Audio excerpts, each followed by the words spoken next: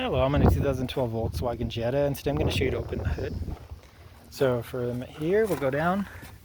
You should see a handle here that's going to release the safety. If you're having issues with this, make sure it's tight. You might have to go behind this plastic, make sure everything's connected properly. Now we'll go up to the front. Most vehicle models, there'll be a release lever somewhere towards the middle. In this particular one, we're going to pinch and lift. Pinch and lift. You can see up on the top, that's how that's working. If you're having issues, you might need some WD-40. Maybe make sure there's no debris or anything caught in here.